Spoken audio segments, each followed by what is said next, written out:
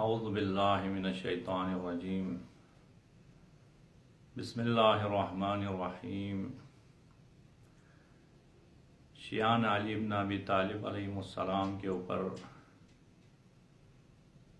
بہت سارے تہمتیں لگائی جا رہی ہیں۔ ان میں سے ایک یہ ہے کہ شیعہ قرآن کو نہیں مانتے ہیں۔ آج میں چاہ رہا ہوں کہ آپ کی خدمت میں بیان کروں کہ آیا شیعہ قرآن کو مانتے ہیں یا نہیں۔ مجھے تعجب ہے ان تعلیم یافتہ افراد کے اوپر جنہوں نے اپنی دنیا کی خاطر اتنی ساری محنت کی ہے لیکن اپنی دین کی خاطر کچھ نہیں کرتے ہیں۔ یہ جاہل مولوی جو کچھ کہیں گے اسے قبول کرتے ہیں۔ جس طرح خداوند عالم قرآن مجید میں سورہ زخرف میں ارشاد فرما رہا ہے کہ فاستخف قومہ فأطاعوہ انہم کانوا قوما فاسقین۔ فرعون نے اپنی قوم کو پست رکھا، جاہل رکھا، تو اس جہالت کی وجہ سے فأطاعوہ، انہوں نے فرعون کی اطاعت کی۔ یعنی ایک دم فرعون نے آگے نہیں کہا انا ربکم الاعلی، میں آپ کا پروردگار ہوں، نہیں کہا۔ پہلے ان کو جہالت میں رکھا، پستی میں رکھا، ان کی فکری سطح پائن اور بہت ہی پست رکھنے کے بعد پھر ان سے کہا کہ میں آپ کا پروردگار ہوں، تو فأطاعوہ، سب نے قبول کیا۔ یہی صورتحال آج یہ جاہل مولویوں نے کی ہے۔ میں علماء کی بات نہیں کر رہا ہوں، عظیم علماء موجود ہیں، لیکن یہ جاہل مولوی جنہوں نے نہ دنیا حاصل کی ہے نہ آخرت حاصل کی، وہ اپنی دین کی تعلیمات کے بجائے صرف شیعان علی بن ابی طالب کے اوپر کفر کے فتوے لگائیں گے، شیعان علی بن ابی طالب کے اوپر الزامات لگائیں گے۔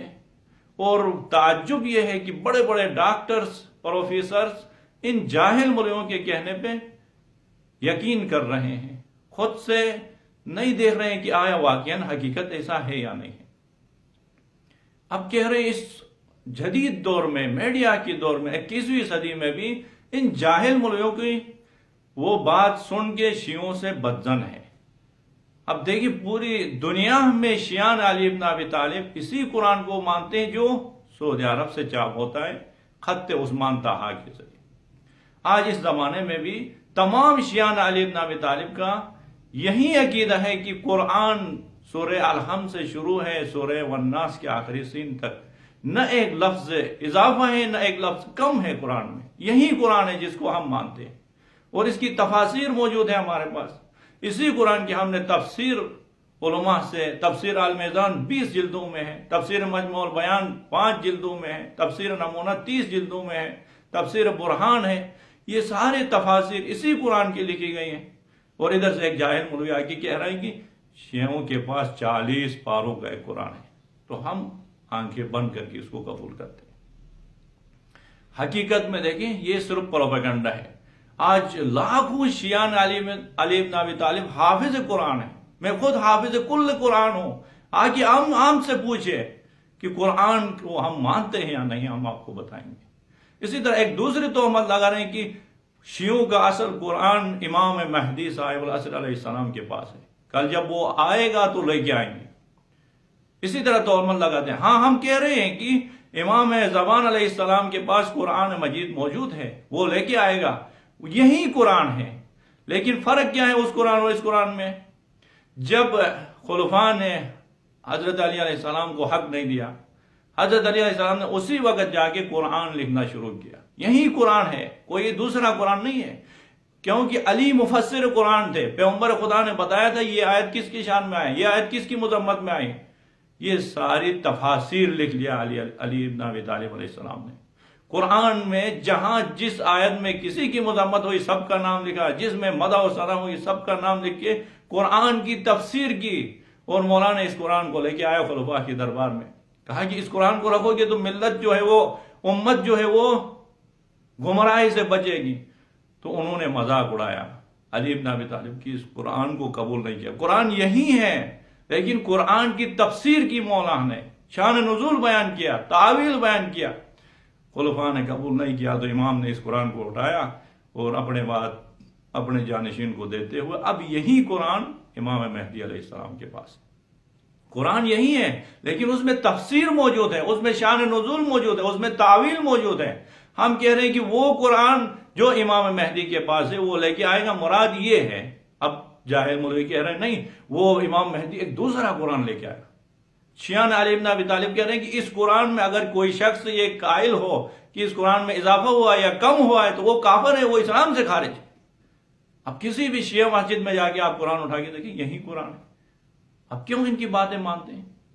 بس دوسری تہمت یہ لگاتے ہیں کہ شیعہ قبرستان میں جا کے شرک کرتے ہیں، شیعہ توسل کرتے ہیں، یہ شرک ہے، شیعہ مشرک ہے، اس طرح کہہ رہے ہیں۔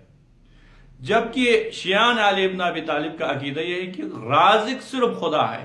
قرآن مجید میں ان اللہ هو الرزاق ذو القوۃ المتین، رزق دینے والا صرف خدا ہے، شفا دینے والا صرف خدا ہے۔ وَإِذَا مَرِضْتُ فَهُوَ يَشْفِينِ، جب بھی میں مریض ہوتا ہوں تو وہ خدا مجھے شفا دیتا ہے۔ اسی طرح مدد صرف خدا دیتا ہے۔ یا علی مدد ہم کہتے ہیں تو یہ مان نہیں کہ علی مدد دیتا ہے خدا نہیں، مدد صرف خدا دیتا ہے، اس کے علاوہ کوئی مدد نہیں کر سکتا۔ اب ہم توسل کرتے ہیں، یعنی ان عظیم ہستیوں کے ذریعے سے خدا سے مدد مانگتے ہیں، ان عظیم ہستیوں کے توسط سے ہم خدا سے رزق مانگتے ہیں، ان عظیم ہستیوں کے توسط سے ہم خدا سے شفا مانگتے ہیں۔ اس کو یہ لوگ کہہ رہے ہیں کہ یہ کفر ہے، یہ شرک ہے، جبکہ قرآن مجید میں خداوند عالم نے خود سے کہا ہے کہ آپ لوگ توسل کریں۔ سورہ مبارک مائدہ کی 35 نمبر آیت میں، یا ایھا الذین آمنوا اتقوا اللہ وابتغوا الیہ الوسیلہ وجاہدوا فی سبیلہ لعلکم تفلحون۔ اے ایمان والو، تقوی اختیار کرو اور خدا کے راہ تک پہنچنے کے لیے وسیلہ ڈھونڈو۔ وابتغوا الیہ الوسیلہ، کہہ رہے کہ وسیلے کے ذریعے سے پہنچ جاؤ۔ اسی طرح سورہ نساء کی 64 نمبر آیت میں ہے کہ وما ارسلنا من رسول الا لیطاع باذن اللہ وَلَوْ أَنَّهُمْ إِذْ ظَلَمُوا أَنفُسَهُمْ جَاءُوكَ فَاسْتَغْفَرُوا اللَّهَ وَاسْتَغْفَرَ لَهُمُ الرَّسُولُ لَوَجَدُوا اللَّهَ تَوَّابًا رَحِيمًا۔ اگر اے میرے حبیب آپ کی امت میں سے کوئی شخص گناہ کرے اور گناہ کے بعد وہ آئے آپ کے پاس اور خدا سے طلب مغفرت کرے اور رسول بھی اس کے لیے طلب مغفرت کرے گا تو لَوَجَدُوا اللَّهَ تَوَّابًا رَحِيمًا، خدا کو رحیم و تواب پائیں گے۔ یہاں پہ خداوند عالم کیا کہہ رہے ہیں؟ گناہ اس شخص نے کیا ہے، لیکن کہہ رہا ہے کہ فاستغفر لہم الرسول، اس شخص کے لیے یا رسول طلب مغفرت کرے تو خدا معاف کرے گا۔ کہ ہم تو یہی کرتے ہیں، ہم قبرستان میں زیارت پہ جاتے ہیں، وہاں پہ جا کے رسول خدا سے مدینے میں یا کربلا میں جا کے فرزند رسول خدا سے یہ کہتے ہیں کہ ہم گناہ گار ہیں، آپ دعا کریں ہمارے گناہ معاف ہوں گے۔ اور کیا کرتے ہیں ہم؟ اور اسی طرح سورہ مبارک یونس میں، سورہ مبارک یوسف میں 97 نمبر آیت میں، جب حضرت یوسف علیہ السلام کے بھائیوں نے گناہ کیے، حضرت یوسف کو ستایا، اس کے بعد پشیمان ہو کے آ رہے ہیں یوسف کے بابا کے پاس، حضرت یعقوب کے پاس آئے کیا کہہ رہے ہیں؟ قالوا یا ابانا استغفر لنا ذنوبنا، بابا ہم نے گناہ کیا ہے، ہم خطا کار ہو گئے، ہمارے لیے آپ طلب مغفرت کریں، ہماری گناہوں کے آپ دعا کریں، بخشش ہوگی۔ قالوا یا ابانا استغفر لنا ذنوبنا انا كنا خاطئین۔ اب یعقوب پیغمبر یہ نہیں کہہ رہے آپ شرک کر رہے ہیں مجھ سے کہہ کے، آپ خود سے دعا کریں، نہیں کہہ رہے، جواب میں کہہ رہے قرآن کی آیت قال سوف استغفر لکم ربکم انہ هو الغفور الرحیم، میں ان قریب آپ کے لیے اپنے رب سے دعا کروں گا اور آپ کے گناہ معاف ہوں گے۔ اب دیکھیے توسل تو یہ جاہل مولوی بھی کرتے ہیں، لیکن انکار کرتے ہیں صرف شیعوں کی مخالفت۔ توسل اب روزانہ 5 وقت کی نماز پڑھتے ہیں، کیا ہے توسل ہے؟ مولوی کو آگے کیوں کرتے ہیں؟ کہہ رہے ہیں کہ آپ الحمد صحیح پڑھ رہے ہیں، آپ قرآن صحیح پڑھ رہے ہیں، آپ ہم سے اچھے ہیں، خدا کے دربار میں ہماری نماز آگے بھیجنے کے لیے ہم اس کی اقتدا کرتے ہیں۔ اس وقت نہیں کہتے ہیں شرک کرو، اپنی نماز خود سے کیوں نہیں پڑھتا ہوں، مولوی کو آگے کیوں کرتا ہوں؟ یا مولوی کو 500 روپے دے کے دعا کراتے ہیں، کہتے ہیں کہ میری مشکل ہے، آپ میرے لیے دعا کر دیں۔ یہی تو توسل ہے۔ اب مولوی کو پیسے دے کے کیا وہ نہیں کہتا ہے کہ شرک کرو، آپ خود سے دعا کرو۔ اس کو اگر پیسے نہیں دو گے تو وہ کہے گا مجھے میرے ذریعے سے دعا نہیں کرتے ہو تو شرک کرو۔ یہ خدوے بدلنے میں بہت جلدی تبدیل ہو جاتی۔ اب وہ پیسے دو یہ دعا کے لیے، تو وہ کہہ رہے کہ یہ شرک نہیں، یہ توحید ہے۔ ہم کہہ رہے ہیں کہ کربلا میں جا کے امام حسین کی توسط سے دعا کرا رہے ہیں تو یہ شرک ہے۔ اب سوچئے اس جدید دور میں بھی ان جاہل مولویوں کی پروپیگنڈے میں مت آ جائے۔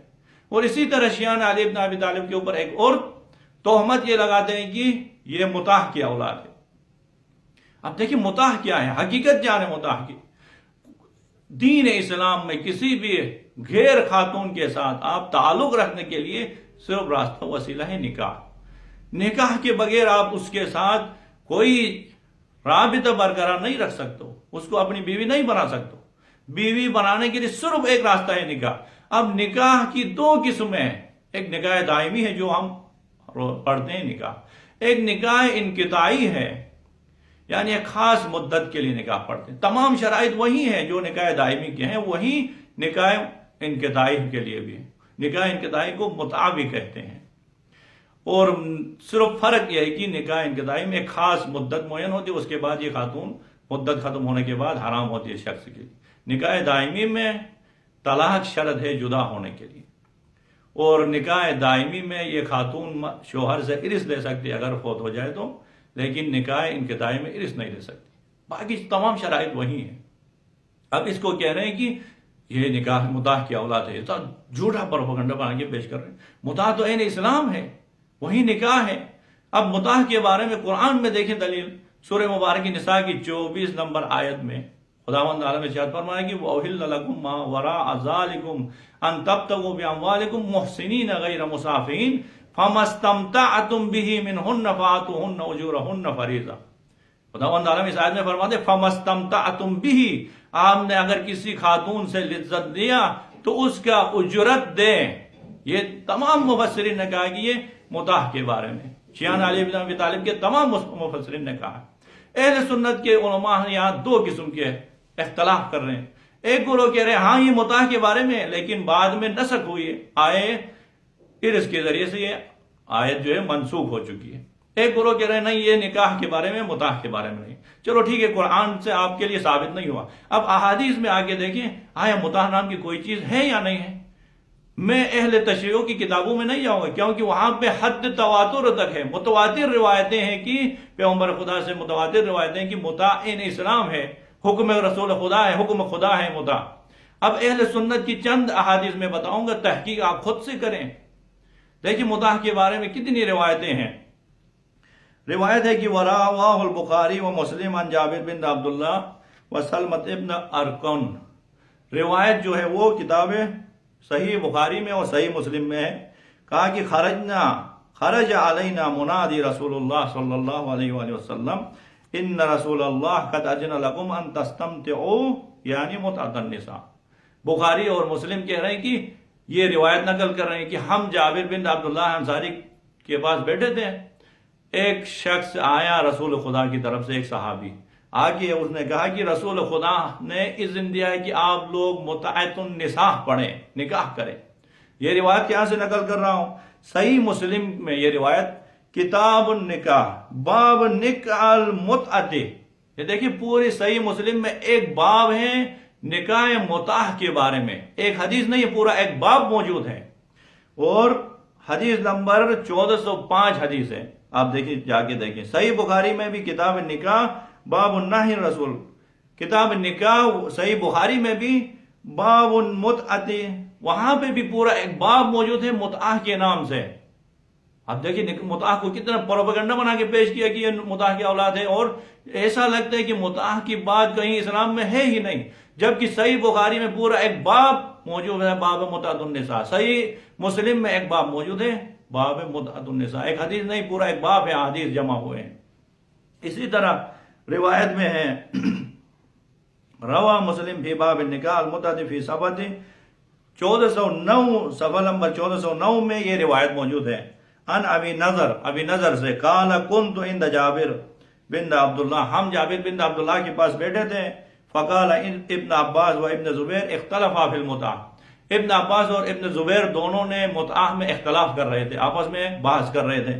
تو اس وقت فقال جابر نے کہا کہ فعلنا ہما، ہم نے متعہ کو انجام دیا ہے. فعلنا، ہم نے انجام دیا، ہما ابن عباس اور ابن زبیر کے ساتھ، ما رسول اللہ، رسول خدا کے زمانے میں، ثم نہا عنہما عمر، بعد میں عمر کے زمانے میں حضرت عمر نے منع کیا ہے. ہم نے خود سے انجام دیا کیا ہے. جابر بن عبداللہ انصاری وہ عظیم المرتبت ہستی ہے، پیغمبر خدا کے صحابی کہہ رہے ہیں کہ ہم نے خود سے متعہ کیے، نبی پاک نے اذن دیا تھا. اور اس کے متعلق دوسری روایت یہی کہ مسلم نے روایت کی ہے، تفسیر طبری میں شیخ فخر رازی نے اپنی تفسیر مفاتیح البیان کی جلد نمبر 10 صفحہ نمبر 52 میں یہ روایت کی کہ ان عمران ابن حسین نے، عمران ابن حسین سے یہ روایت ہے، نزلت آیت المتعہ فی کتاب اللہ، کتاب خدا میں آئے متعہ نازل ہوئی، ولم ينزل بعدها آیت تنسخها، اور اس کے بعد کوئی ایسی آیت نازل نہیں ہوئی جس نے اس آیت کو نسخ کیا ہو، منسوخ کیا ہو۔ وَأَمَرَنَا بِهَا رسول اللہ صلی اللہ علیہ وآلہ وسلم، رسول خدا نے بھی ہمیں حکم دیا تھا کہ متعہ پڑھیں۔ یہ عمران ابن حسین کہہ رہے ہیں، روایت ہے۔ اور اسی طرح فخر رازی اپنی تفسیر میں تفسیر طبری سے یہ روایت نقل کر رہے ہیں، امیر المومنین علی بن ابی طالب کی یہ بات ہے، فرماتے ہیں علی بن ابی طالب لولا ان عمر نہى الناس عن المتعہ ما زنا الا شقی، اگر عمر نے متعہ کو حرام قرار نہ دیا ہوتا تو یہ علی مرتضیٰ فرماتے ہیں کہ کوئی شقی اور بدبخت شخص زنا کرتا۔ اب متعہ کو منع کرنے کی وجہ سے زنا کو عام کیا ہے۔ یہیں جاہل مولوی معاشرے میں کتنا زنا ہو رہا ہے، کبھی انہوں نے نہیں کہا کہ زنا کے بارے میں کوئی بات نہیں۔ یہ متعہ میں ان کو اتنی تکلیف ہو رہی جو عین اسلام ہے، جو قرآن میں بیان ہوئی ہے۔ اگر آپ مخالف ہیں تو زنا کے مخالف ہونا چاہیے۔ اب ہر جگہ زنا ہو رہے، کہیں پہ انہوں نے مخالفت نہیں۔ اب متعہ میں اتنے وہ کیوں انکار کر رہے ہیں؟ یہ صرف شیعہ انجام دے رہے ہیں، اس لیے شیعہ اس کے معتقد ہیں، اس لیے۔ اور روایت ہے کہ احمد ابن مسلم نے اپنے مسند میں جلد نمبر 2 صفحہ نمبر 95 میں عبداللہ ابن عمر جو حضرت عمر کے بیٹے ہیں اس سے یہ روایت نقل کی ہے، کہہ رہے ہیں کہ عبداللہ ابن عمر الذی کان یفتی بجواز التمتع، عبداللہ ابن عمر جو ہے وہ جلیل القدر صحابی تھے اور مجتہد تھے، کہہ رہے ہیں کہ اس نے فتویٰ دیا کہ متعہ جائز ہے۔ جب یہ کہا کیف تخالف اباک وقد نہی عن ذلک، دوسرے علماء نے آگے ابن عمر سے کہا کہ آپ کیوں مخالفت کرتے ہیں جبکہ پیغمبر آپ کے بابا نے اس کو منع کیا ہے؟ یہ کہا تو فقال لهم ویلکم الا تتقون، ابن عمر نے کہا کہ ڈرو، وائے ہو آپ پر، آپ نہیں ڈرتے ہو کہ افرسول اللہ صلی اللہ علیہ وآلہ وسلم احق ان یتبع، آیا رسول خدا کی اتباع کرنا زیادہ حق ہے یا میرے بابا کی اتباع کرنا زیادہ حق ہے؟ رسول خدا نے اس کو جائز قرار دیا ہے، اب اس کا میں منکر ہو گئے، میرے بابا نے حرام کیا، اس کی اتباع کروں؟ یہ ابن عمر کی باتیں ہیں، اور یہ کس میں صحیح ہے؟ احمد ابن مسند میں، احمد ابن مسند نے یہ کتاب میں نقل کیے۔ اور اسی طرح شیخ کوشیجی بہت عظیم عالم گزرے ہیں، علامہ کوشیجی نے شرح تجرید میں لکھا ہے کہ وکالا عمر نے 3 چیزیں حرام کرا دیے، یہ روایت ہے۔ وکالا ایھا الناس ثلاث کن علی عہد رسول اللہ، عمر منبر کے اوپر گئے اور یہ کہا، علامہ کوشیجی کہہ رہے ہیں کہ 3 چیزیں رسول پاک کے زمانے میں تھے اور میں حرام کرا دیتا ہوں۔ وہ 3 چیزیں کیا؟ انا انہا عنہما واحترمہن وآکب علیہن، وہ 3 چیزیں اگر کوئی انجام دے تو میں ان کے اوپر عقاب کروں گا، کوڑے لگاؤں گا۔ وہ کون سے ہیں؟ وہی متعۃ النساء، پہلا متعہ نساء ہے، دوسرا وہ متعۃ الحج اور حج تمتع ہے تیسرا، اور تیسرا جو ہے وہ حی علی خیر العمل فی اذان، آذان میں جو حی علی خیر العمل ہے۔ یہ 3 کام زمان رسول خدا میں تھے اور اب میں حرام کرا دیتا ہوں، جو کوئی ان کاموں کو انجام دے گا تو میں ان کو کوڑے لگاؤں گا۔ اب دیکھیے متعہ جو ہے اسلام میں ہے یا نہیں ہے؟ آپ کی کتابوں میں صحیح مسند میں احمد ابن مسلم سے میں نے روایت بیان کی، صحیح مسلم میں پورا باب نکاح، باب متعہ موجود ہے، صحیح بخاری میں پورے باب متعہ موجود ہے، آپ جا کے کتابوں میں دیکھیں، صحیح حقیقی علماء سے آپ رہنمائی لے لیں، یہ جاہل مولوی کے پیچھے نہ لگیں جو آپ کے دین کو برباد کریں گے۔ پروردگار عالم کی درگاہ میں دعا وہ ہوں کہ خداوند عالم ہمارے دین کی اصلاح کرے اور ہمیں حقیقی معنوں میں دین پہ عمل کرنے کی توفیق نصیب فرمائے۔